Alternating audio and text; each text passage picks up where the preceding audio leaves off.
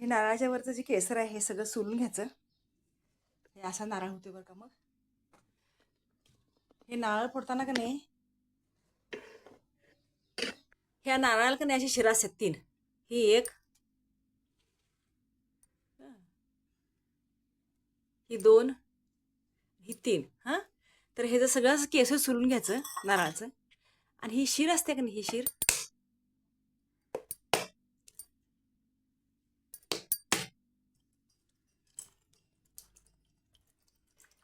त्या शिरेवर नारळ असा असं बत्ता बित्ता घेऊन त्यावर मारायचं बरं का. नारळ बरोबर गोल फुटतोय मग. वाकडा तिकडे नारळ फुटत नाही.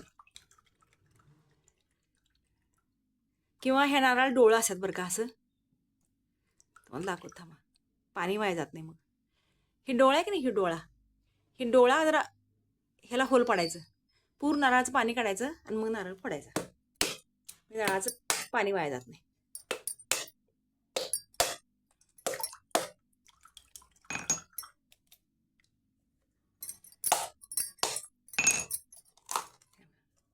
हे असं अगदी बरोबर गोल भकल निघते बरं का. एकदा हे असं करून बघा तुम्ही. 3 शिरा ज्या असतात की नाही नारळाला ह्या बघा, ह्या अशा 3 शिरा असतात प्रत्येक नारळाला. त्या नारळावर जरा हे नारळ ओला करून घ्यायचा पहिल्यांदा आणि मग ह्या नारळावर ठोका टाकायचा.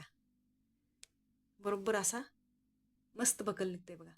आणि पाणी जर वाया घालायचं नसलं नारळाचं तर इथं डोळा असतो नारळाला. हे एक डोळा आणि इथे काय, ह्याला होल पाडायचं, नारळाचं पाणी सगळं काढून घ्यायचं आणि मग हे असं शिरेवर मारून असा नारळ फोडायचा. म्हणजे पाणी पण त्यातलं वाया जात नाही.